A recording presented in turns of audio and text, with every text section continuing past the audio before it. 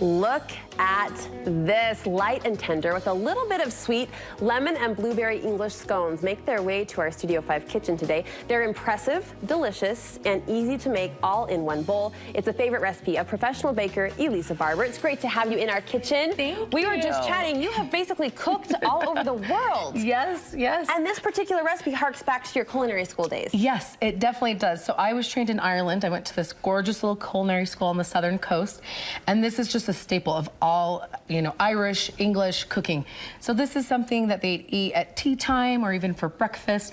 And it's so, at first I remember thinking it was so intimidating, but it's actually one of the most simple recipes ever. It's funny because as you were describing, oh, you know, Ireland, tea time, I'm thinking, no way could I make that. And then you take a look at that. I mean, the plate itself is gorgeous. You say it is doable, though, for the at-home cook. Totally doable. And I think it's just like the perfect recipe, especially for this time of year when you have so many bridal showers.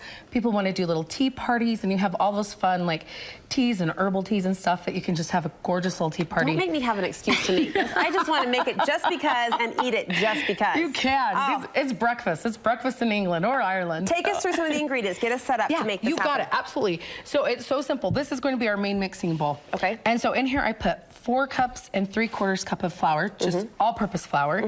And then to that I'm going to add about 1/2 cup of sugar. And then I'm going to add a teaspoon of baking powder. Okay. Let's find a cute little teaspoon. Here we are. Bright, cheery, and yellow. Right. I'm like, make everything happy. It matches your scones. Right, your cooking tools always match your finished recipe. I try to. Okay, okay. And a teaspoon of salt. And then a nice big tablespoon of baking powder. And baking powder gives them that extra puff and makes them that kind of cakey texture. Because, I mean, we're doing a little on-the-spot measurement here. These are like 3-4 inches tall. Yeah, aren't they? And I'll show you the trick to doing that because it's not pushing it out or rolling it out too much. Okay. And then I like to go ahead and add my lemon zest right now. And really you're going to use the zest of the lemon, and then the juice of the lemon we're going to use to create our buttermilk. So you're adding the zest to your dry ingredients. Exactly. Okay. I like to do that because then it mixes all in, and it mixes in evenly. And when you zest a lemon, this is a little trick, because I had a little intern at the bakery mess up a whole batch of lemon cake once. Oh, no. You just take off the yellow bit of the lemon. You don't start grinding that white bit. If you do that, it'll make your things really sour. That little intern, that cute little intern learned quickly, didn't she? Okay. A whole batch of lemon cakes went bitter, but that's okay. We're learning. And I can say that because that's totally something I would do. So it's fine. And then we're going to take our lemon. This is the thing I loved about culinary school in Ireland. They taught us how to use every little bit. So now we're going to use our lemon. We're not just going to toss it away. We're going to use it to make our buttermilk. Oh. So this is a trick at home. If you have in your recipes, you don't have to go out and buy buttermilk. You can use lemon juice. You can use vinegar. And it will just instantly it'll curdle your milk and make it buttermilk. I didn't know that. And I'm a buttermilk buyer. I would be the one to, well, I would be the one to run to the store thinking I have to have that exact ingredient. And you'll see as we let this sit after I rub in our butter, it will have curdled. And it's just amazing. So it's quick. Yeah, it's really quick. Because most people have milk and lemons on hand. So there you go. Right, so we'll just let that sit while we do our butter. So this is 1 cup or 1/2 pound of butter. And you want your butter to be really nice and cold. And you say there's a trick to the butter. There's a trick to the butter. So what we do, I'm just gonna use my hand and kind of mix in those dry ingredients, give them a little toss-a-roo. And then I'm just gonna sprinkle in my cold butter that I've cut up. Has to be cold. Has to be cold.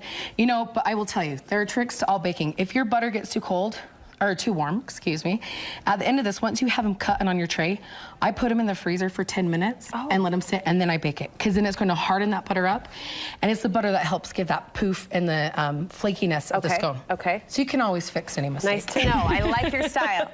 So this technique, this is the same as when you're making pie dough and they cut in the fat. So instead of using a pastry blender, well, I was taught in culinary school, you're gonna rub it in. So see how I just rub it between my hands? Just use your hands. Yeah, isn't that easy? Yes. Then you're not mixing up a tool or anything like that. One less tool to wash. Right? So we just rub it in, and just like almost with pie dough, you wanna rub it in until your butter pieces are the size of little peas. Okay. We've got about a minute left. You did say there was a trick to rolling it out. I want to be sure you get to that. Exactly. So let's do that. So I'm gonna pop this in here. Here's our buttermilk. You can see it's already curdled. Our milk. Oh, it did curdle. Did you see that? Fast. Isn't that amazing? Milk plus lemon curdled buttermilk. Yes. Thank you. And I'm going to just shape my hand like a claw, and I'm going to stir. I love your analogies. This is my kind of cooking. Very understandable, very relatable. And it's so simple and easy. And then, you know, I left our blueberries frozen in the freezer, but right now you just add your blueberries. Okay. Do you want me to grab them? Sure. Okay. Want to grab them real fast? Yep. Is that okay? Yep.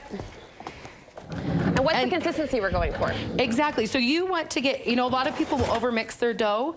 And this, you'll see, it's still very quite crumbly, and you can just pour those right on top. See how it doesn't, you think you need to mix it more, but you just don't want to overmix it or you won't get that puff. They're being stubborn.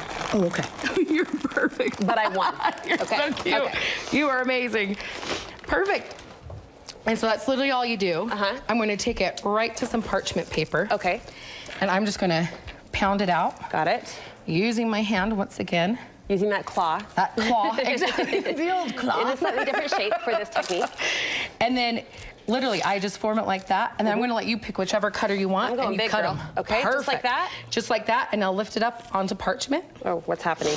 Just use your finger to push it through. I think I ruined it. Did I ruin you're it? perfect. Are you sure? You are awesome. Now, what was the key then to get it so puffy? And so just to not push it down too much. See how high I left it? Got it, got it. And then you're going to brush it with some heavy whipping cream. Yes. And sprinkle it with some coarse sugar. Oh my goodness. Baking instructions? And then we bake for about 25 minutes or just until they're golden brown in a preheated 400-degree oven. Lovely. All right. This is just one of the many goodies that not only can we make at home, but we can find at your bakery. Where are you located? Yes, so I'm at the we're the Baking Hive, and we are located at 3362 South, 2300 East, and East Mill Creek. So right behind Provisions Restaurant in a little cottage. This was so much fun. I hope you'll come back. Thank you. Oh, I will. Messy, These handsome, lovely scones. Look for the recipe on our website. Great to meet you, Elisa. Thank you so much.